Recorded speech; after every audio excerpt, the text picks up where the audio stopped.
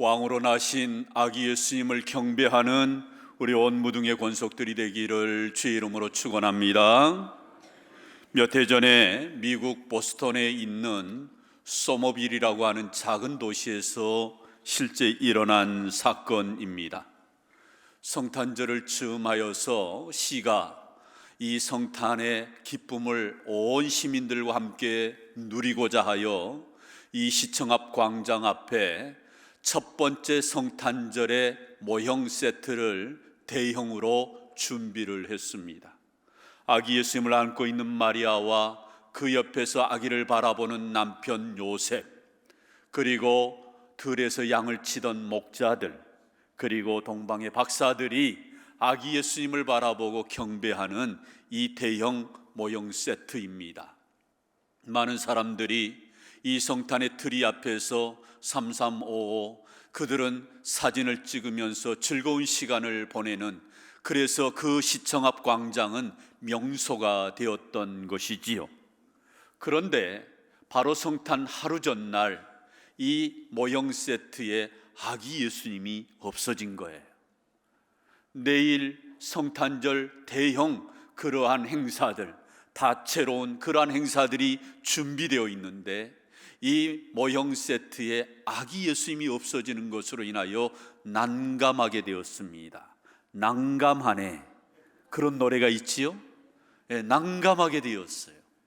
그러던 가운데 급기야 시장이 생방송으로 이 소모빌 수많은 사람들에게 공개적으로 인터뷰를 했습니다. 아기 예수님이 없어졌습니다. 제발 아기 예수님을 되돌려 주세요 하고 인터뷰를 한 겁니다. 그래서인지 어떤 누군가가 감동을 받아서 그 아기 예수님을 도로 갖다 놓아서, 아니 돌려주어서 성탄절 행사가 잘 치러졌답니다. 그런데요, 이러한 모습 속에서 우리에게 주는 큰 메시지 하나가 있어요.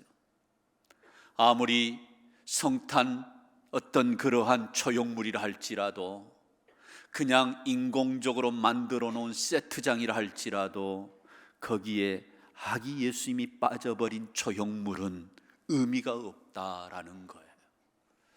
그런데 실제적으로 이러한 아기 예수님이 없는 그러한 성탄을 보내는 그러한 세대가 바로 오늘 우리가 사는 세대인 것 같습니다.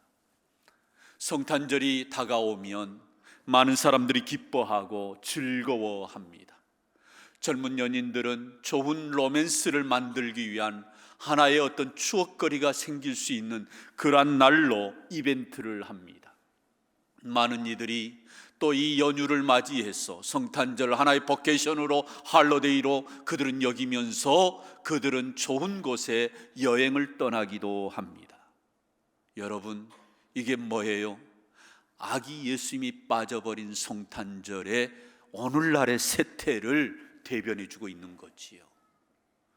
오늘 이 시대를 보면 수많은 사람들이 성탄절 쉬는 것을 이제는 그들은 즐기면서 아기 예수님에 대한 경배가 없이 성탄절을 보내는 이러한 이들이 오늘 우리 주변에 얼마나 많이 있는지 몰라요. 미국 교회나 카나다나 심지어는 유럽에도 이 성탄절 아기 예수님이 탄생하는 날을 기념하는 이 날에 경배가 없어요. 버케이션으로 그들은 1박 2일이고 놀러가고 휴가를 떠나는, 그것도 교회와 심지어는 목회 지도자들도 이날만큼은 쉬는 날이 돼버렸어요. 뭔가 이상하지 않으세요? 정작 예수 그리스도의 탄생을 기뻐하고 그분에게 경배해야 되는데 휴일이 돼버린 거예요. 저는 그런 의미에서 우리가 수요일 이번 성탄절에 우리가 하나님 앞에 나와서 아기 예수님을 경배하는 우리 무등의 권속들이 되기를 주의 이름으로 축원합니다. 과연 우리 예수님이 이 땅에 태어나시는 첫 번째 성탄절은 어떠했을까? 이 지구상의 첫 번째 성탄절인 2000년 전 예수님이 태어났을 때의 그 성탄의 그 당시 풍경은 어떠했을까? 오늘 본문을 보면 세 부류의 사람들이 소개되어 있어요. 첫 번째 부류의 사람은 아기 예수님의 탄생을 기뻐하고 경배했던 그러한 사람들이 오늘 본문에 등장합니다. 그 사람들이 누구예요? 동방의 박사들입니다. 그들은 아마 별을 연구했던 천문학자들이었던 것 같습니다. 그들이 별을 연구하다가 이 별의 움직임이 이상한 거예요. 지금까지 듣도 보지도 못한 희한한 광경을 그들이 경험하면서 그들은 별의 인도함을 받아서 먼 길에서 예루살렘까지 그들이 찾아와서 아기 예수님을 경배하는 이 모습이 오늘 본문에 1절에서 12절까지 생생하게 그 당시 성탄절의 첫 번째 풍경을 우리에게 전해주고 있어요. 그렇다면 이 동방의 박사들이 아기 예수님을 어떻게 경배했을까요? 오늘 본문을 보니까 크게 보면 세 가지가 나타나 있습니다. 첫 번째로 이 박사들은 아기 예수님을 유대인의 왕으로 경배하였음을 보게 됩니다. 이들이 먼 길을 마다하지 않고 친히 이 예루살렘까지 와서 그들이 지금 수많은 사람들에게 묻습니다. 오늘 본문 2절입니다. 우리 같이 한번 읽습니다. 유대인의 왕으로 나신 이가 어디 계시냐? 우리가 동방에서 그의 별을 보고 그에게 뭐하러 왔노라? 경배하러 왔노라. 아멘. 유대인의 왕으로 나신 이가 어디 계시느냐? 아마도 이 질문은 우리도 이러한 특이한 사건을 경험하고 별의 인도를 받아서 예루살렘까지 왔는데, 유대 사람들은, 예루살렘에 있는 수많은 사람들은 왕이 태어나고 있는 이 사건을 익숙히 그들은 알고 있었고, 또는 어쩌면 기쁨의 잔치를 벌이고 있을 걸로 생각했던 모양입니다. 그래서 유대인들이 향하여서 이 동방의 박사들이 묻습니다. 유대인의 왕으로 나신 이가 어디 있느냐? 어디 계시느냐? 아는 줄 알았어요. 우리도 그분에게 경배하러 왔노라. 이게 뭐예요? 동방의 박사들이 아기 예수님을 경배하는 첫 번째 성탄절의 그들의 모습입니다. 그들은 정말 먼 길을 마다하지 않고 예루살렘까지 왔어요. 그냥 온 것이 아니라, 빈손으로 온 것이 아니라 그들은 황금과 유향과 몰약을 준비해서 왔어요. 이것은 그들이 왕을 진정으로 경배하겠다고 하는 그들의 신앙이 거기에 담겨져 있는 거예요. 왕을 사랑하고 또한 왕을 위하여 드릴 수 있는 준비된 마음, 이걸 가지고 이들은 아기 예수님을 찾아와 경배하기 위해서 먼 길을 그들은 걸어서 온 것입니다. 두 번째로 이 박사들의 또한 경배는 어떤 경배였을까요? 세상의 소동에 전혀 흔들리지 않는 그러한 경배의 모습을 우리에게 보여줍니다. 유대인의 왕으로 나신 이가 어디 있느냐? 이 소리를 들은 예루살렘의 수많은 사람들은 자기들 안에서 소동이 일어난 거예요. 동방의 박사들이 유대인의 왕이 어디서 났다라고 얘기하는데, 자기들은 지금 금시초문인 것입니다. 그리스도가, 우리가 지금까지 기다려오는 메시아가 나셨다고, 유대인의 왕이 태어났다고 그들 안에서 소동이 일어난 거예요. 그러면서 아마도 일부에서는 그랬을 거예요. 무슨 소리야? 무슨 이런 평범한 날에 아기 예수님이 나셨냐고, 메시아가 오셨냐라고 그들은 반신반의했을 것입니다. 믿는 사람도 있었겠지만, 에이 그럴 일 없어, 무슨 그리스도가 이 땅에 오셨냐고, 오지 않았어, 우리는 이상한 징조를 본 바도 없는데, 이렇게 수많은 사람들은 소동이 일어난 거예요. 헤롯 왕을 비롯해서 오늘 3절에 보니까 온 백성들이 소동했다 그래요. 유대인의 왕이 어디서 나느냐, 어디에 계시느냐, 이 소리가 그들에게는 굿뉴스로 들리지 않고 기쁨의 소리로 들리지 않고 소동이 일어났다는 것은 그 안에 혼란이 있었다는 거예요. 여러분, 이쯤 되면 박사들은 어때야 돼요? 우리가 잘못 알고 왔나? 이상하네? 어이, 우리가 잘못 온 것 같으니 돌아가세 하고 박사들이 어쩌면 그렇게 돌아갔어야 돼요. 그런데 이 박사들은 전혀 이러한 소동에, 세상의 소동에 흔들리지 않았어요. 아기 예수님이 왕이 이 땅에 오셨음에 대한 확고한 믿음을 가지고 그들은 경배하러 왔노라. 마지막 세 번째로 또 이 박사들의 또 하나의 경배는 어떤 모습의 경배였느냐? 주님의 지시하심을 따라 아기 예수님을 경배했던 신앙의 모습이에요. 그들은 먼저 별의 인도함을 받았지요. 이것은 그들이 별을 연구하는 그러한 전문적인 사람으로서는 있을 수 없는 일이에요. 여러분, 별이 눈에 보이도록 움직여집니까? 그렇지 않아요. 우리가 밤하늘의 별들을 봐보세요. 우리가 대보름달 이거 움직이는 거 보면 하늘이 쳐다보고 있으면 별이 움직이는 것을 우리는 못 느낍니다. 달이 움직이는 걸 못 느껴요. 몇 시간 후에 우리가 다시금 그 달을 볼 때 이쪽에 있었던 별이, 이쪽에 있었던 달이 저쪽으로 넘어가는 것을 보고 아, 움직였구나 이렇게 느낄 뿐 별이 눈에 띄게 움직여지는 것이 아니에요. 아마도 어쩌면은 우리가 알 수 없는 그런 신비한 경험을 이들은 한 거지요. 어떤 불빛일 수도 있고 그런 별을 보고 그들이 인도함을 받아서 그들은 이 예루살렘까지 왔어요. 이게 뭐예요? 주님의 지시하심입니다. 헤롯 왕이 너희들이 아기 예수님을 찾아 경배하거든 나에게도 알려달라라고 했을 때 그들은 헤롯 왕의 지시를 받지 않았어요. 오히려 주님께서 이와 같이 아기 예수님이 오시는 곳, 나신 곳으로 그들을 인도하셨고 마침내 아기 예수님을 찾아 그들을 엎드려 경배하였고 돌아갈 때에 천사가 일러줍니다.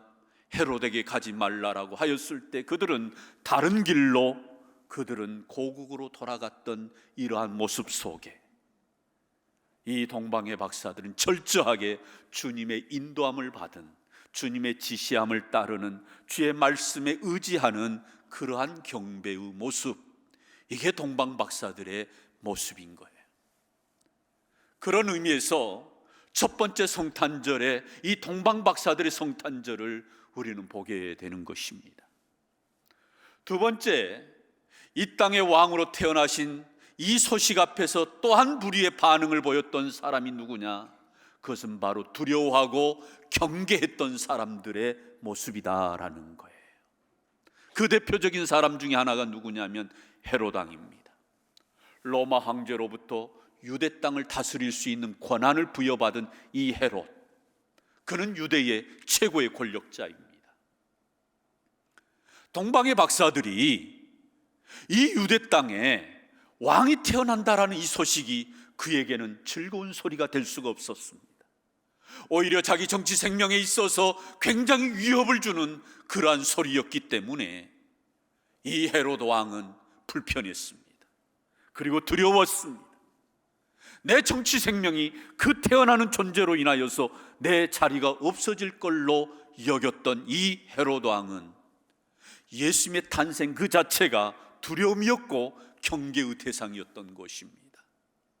그래서 실제적으로 이 헤롯 왕은 동방의 박사들에게 뭐라고 얘기합니까? 그가 헛된 경배의 모습을 그가 말합니다. 오늘 본문의 말씀입니다. 우리 한번 같이 보실까요? 8절입니다. 베들레헴으로 보내며 이르되 가서 아기에 대하여 자세히 알아보고 찾거든 내게 고하여 나도 가서 그에게 뭐하게 하라? 경배하게 하라. 아기 예수를 찾거든 그 아기에 대하여서 자세히 알아보고 그가 왕으로 태어난 것인지를 자세히 알아보고 나에게도 좀 알려달라. 나도 그에게 찾아가서 경배하겠노라. 이게 진심의 말이었을까요? 결코 아닙니다. 교활하고 간사한 말이지요.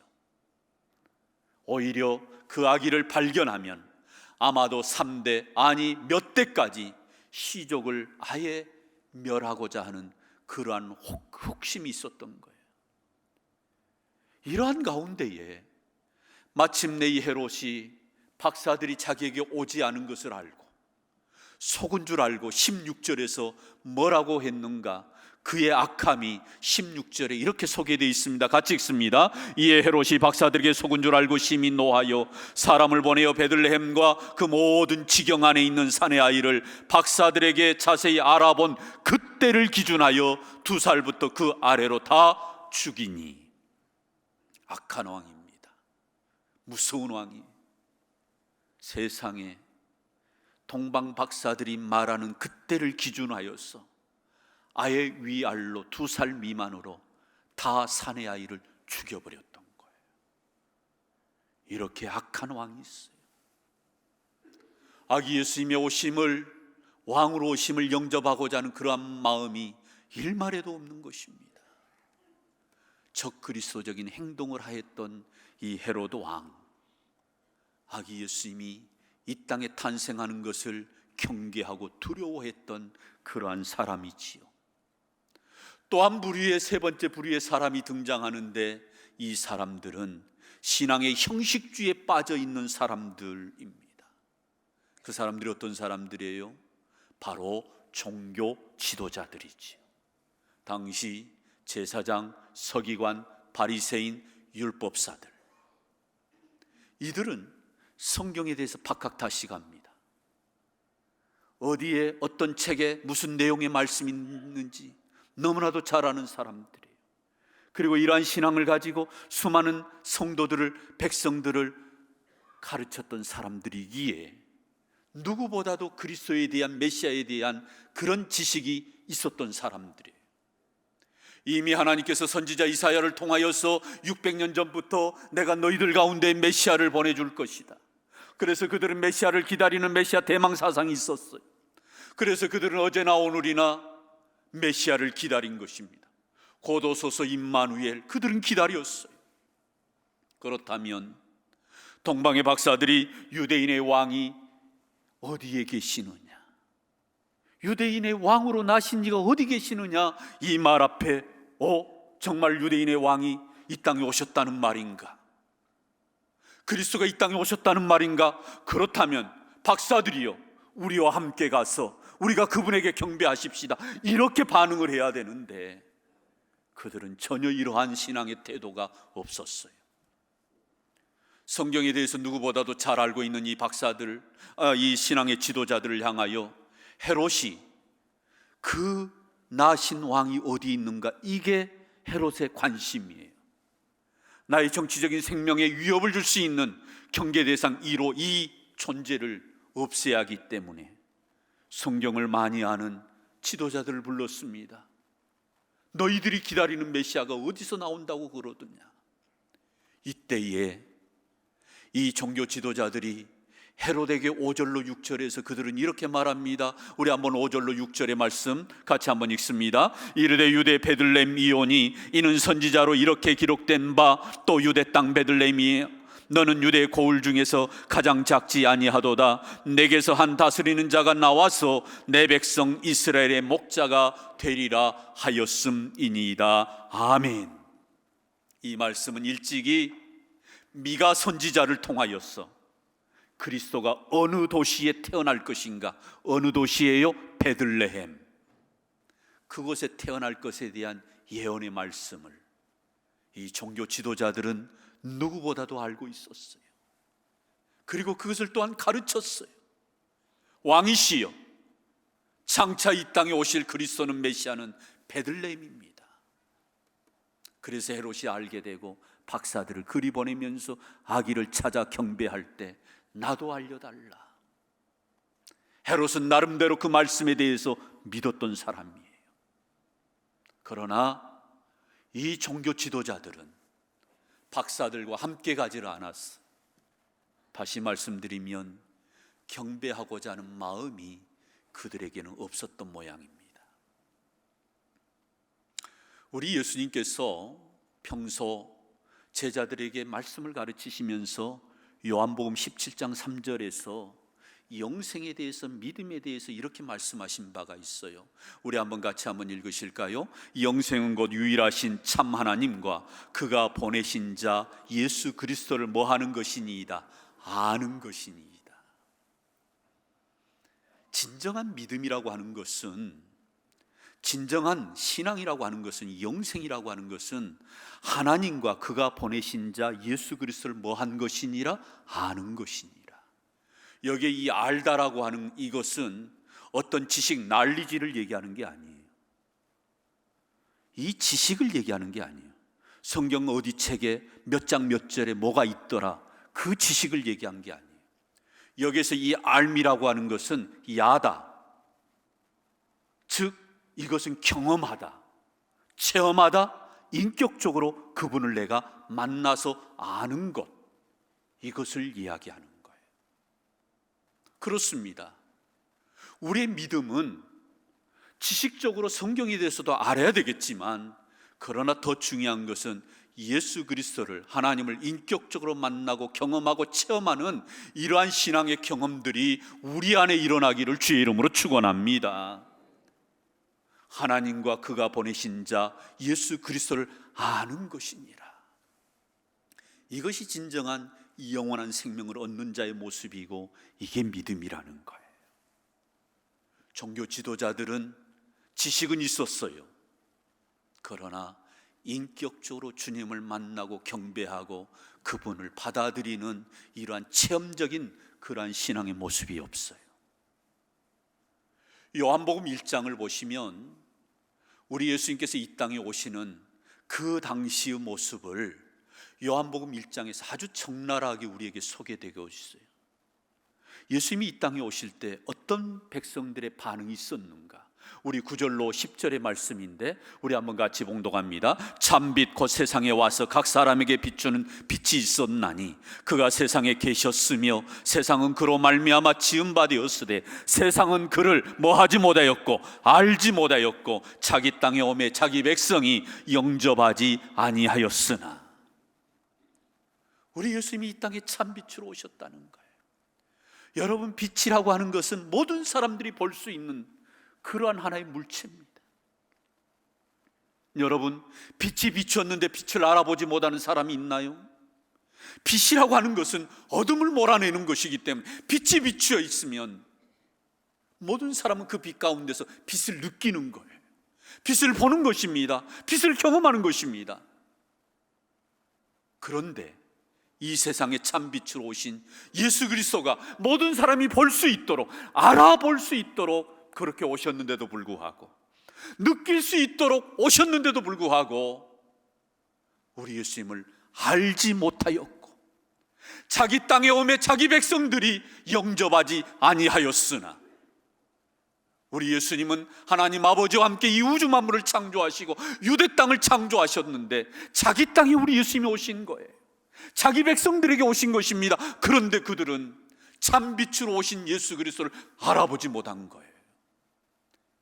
이게 왜 이렇게 된 거예요? 영접하지 않으니까. 하나님과 그가 보내신 자 예수 그리스도를 알지 못하였다. 경험하지 못하니까 지식적인 믿음에 갇혀 있어서 오히려 그것이 그들의 신앙에 덫이 되고 말았던 거예요. 아이러니한 것은 전 세계적으로 수많은 나라와 수많은 사람들이 가장 많이 찾아가는 땅이 어디예요? 저 이스라엘이에요. 1년에도 수천만 명, 심지어는 어떤 해는 1억 명이 넘어가는 사람들이 저 이스라엘 땅을 찾습니다. 왜 가요? 예수 그리스도의 태어나신 땅. 예수 그리스도가 3년 동안 수많은 사람들에게 하나님 나라를 전파하시고 병든 자를 고치시고 수많은 사람들에게 하나님을 보여주었던 저 땅.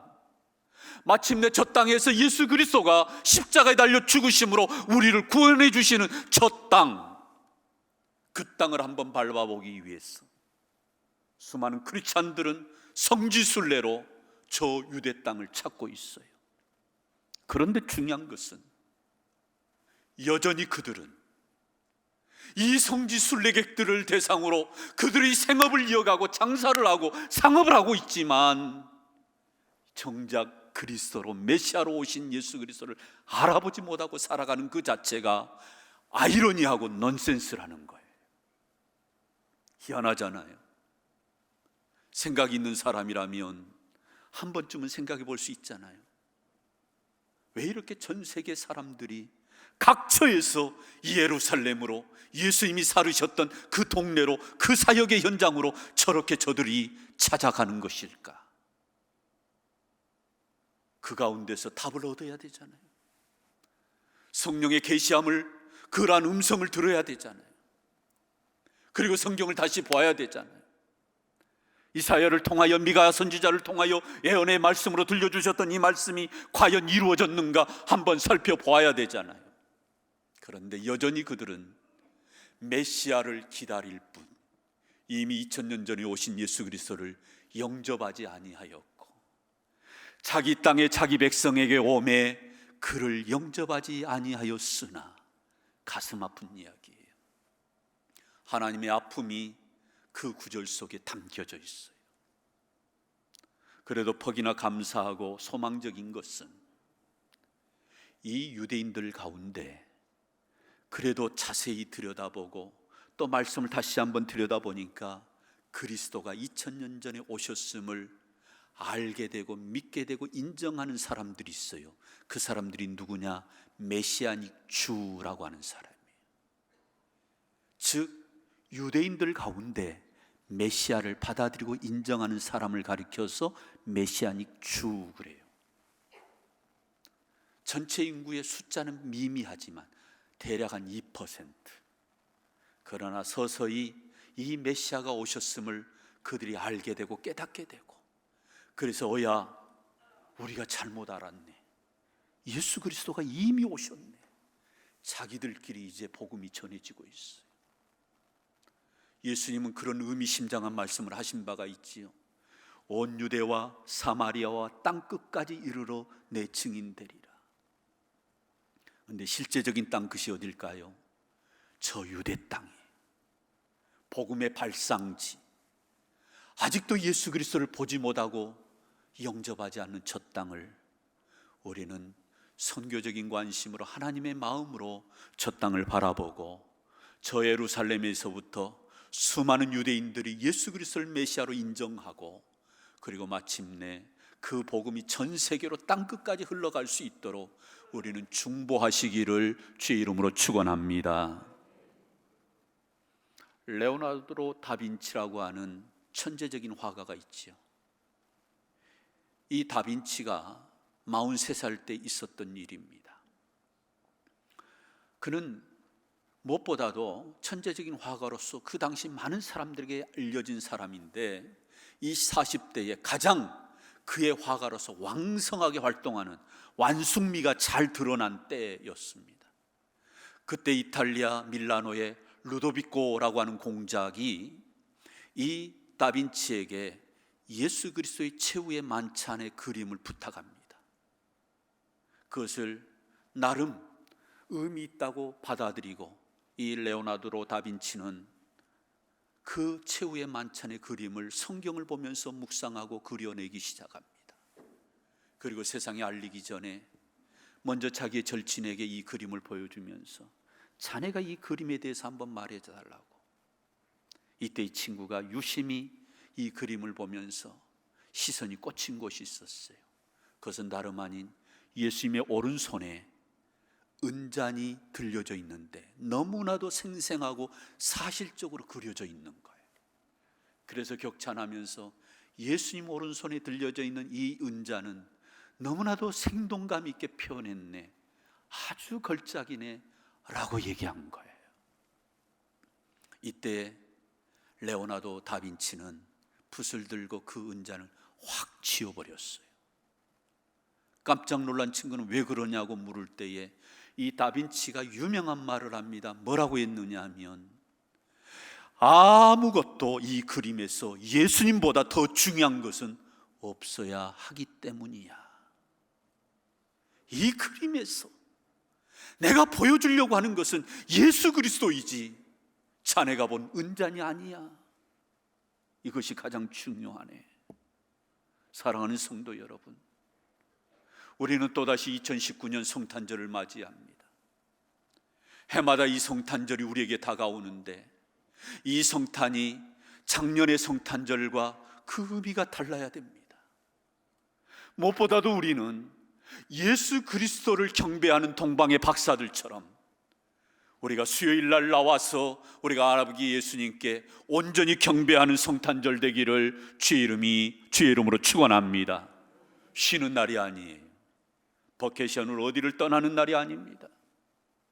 열일을 제쳐두고 세상에 아무리 흔드는 그러한 소요가 있다 할지라도, 세상에 그런 수많은 그러한 소동이 일어난다 할지라도 우리는 아기 예수님께 나아가 경배하는 주의 백성들 되기를 주의 이름으로 축원합니다. 사랑하는 성도 여러분, 이 성탄절은 매번 수많은 사람들에게 알려져야 돼요. 왜 예수님이 이 땅에 오셨는가? 그 의미를 찾고, 그래서 신앙의 매너리즘에 빠져있는, 형식주의에 빠져있는 자들이 인격적으로 주님을 만나고 경험적으로 주님을 체험하여서 왕으로 오신 주님이 나의 왕이심을 고백하고 살아가는 그러한 큰 은혜가 있고 구원의 그러한 은총이 있는 우리 모든 무등의 권속들 되기를 주의 이름으로 축원합니다. 그래서 우리 모두가 수요일 날 오실 때 기뻐하며 경배하세, 동방의 박사들처럼 열일 제쳐두고 먼 길을 마다하지 않고 찾아와 아기 예수님을 온전히 경배하는 우리 온 무등의 권속들이 되시기를 주의 이름으로 축원합니다. 축원합니다. 우리 다 함께 일어나셔서 우리 함께 기쁘다 구주 오셨네 함께 찬양합니다. 우리 함께 찬양하십시다. 찬양팀 앞으로 나오시고 함께 찬양합니다.